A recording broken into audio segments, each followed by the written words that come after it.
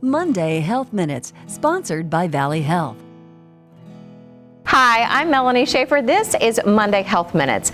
Endometriosis is a very common and very painful problem that a lot of women in their reproductive years go through. About 10% of women in their reproductive years are going through this. They may not even know it, though. So we're talking with family nurse practitioner Rebecca Conaway about this today. Thanks for being here. Thanks for having me. What are some of the common symptoms? Most common symptoms that women present with are very painful periods, sometimes excessive bleeding, sometimes mid-cycle pain that doesn't seem to correlate with a cycle at all, and often pain during intercourse, and often chronic feelings of fatigue. So that's kind of a lot. Some women just kind of get used to these symptoms and think, there's nothing that can be done. Unfortunately, most women with endometriosis suffer from symptoms since the time they start their periods. So yes, often women just think that this is normal and this is what it is like to be a woman with a period. Yeah, and that's not fun. What kind of help is there out there? And how do you identify that you, yes, do in fact have endometriosis? Diagnosis with endometriosis is very much a challenge. We can take a grouping of symptoms and we can suggest that a patient potentially has endometriosis.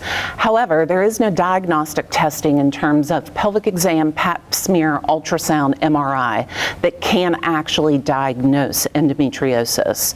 So ultimately what a patient needs to have done is what's called a diagnostic laparoscopy done by an OBGYN surgeon to look inside the pelvic floor and see if there is any endometriosis present in her pelvis. And what does that process have a lot of downtime, or is it an office visit? Often before we can even get a diagnostic laparoscopy scheduled, we are a year or two into a workup, doing everything else to check off the boxes.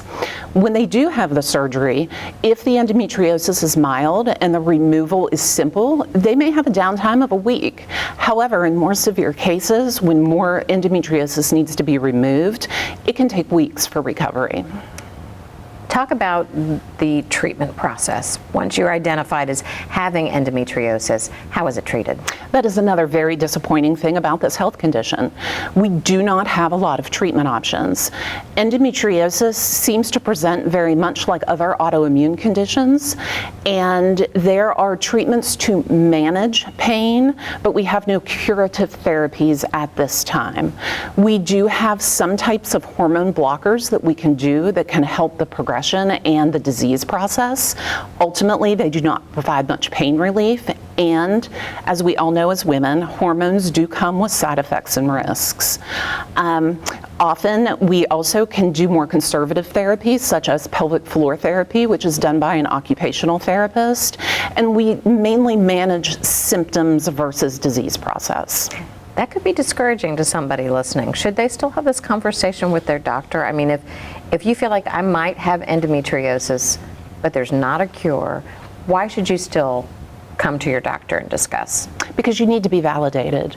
You need to understand that the symptoms that you're living with are from a disease process. Endometriosis can cause a lot of depression and anxiety in women who don't understand why their body is not functioning correctly. The more understanding you have of your body, the better way you can treat it and take care of it. And does endometriosis affect fertility? Because in these child reproducing years, it can add to the concern of maybe not getting pregnant when you want to. Absolutely. And we see patients who have microscopic endometriosis who struggle with infertility. But then we see patients with stage 4, they're covered in it, and they have 5 children. So although it can cause problems with infertility, a diagnosis of endometriosis does not equal infertility. So that is encouraging. What kind of lifestyle changes could you make to help alleviate some of these symptoms? I think for all humans living with chronic pain and chronic diseases, the most important thing is optimizing your health. Regular exercise, eating healthy foods, doing things that you can do to improve inflammation, and trying to understand that although you do have a disease process, you can still live a very full life by managing the symptoms. So many great tips and positive ways that you can maybe address this chronic condition if you have it. Rebecca, thank you so much for being here. We appreciate it. You're welcome. Thank you. Thanks for checking in for Monday Health Minutes.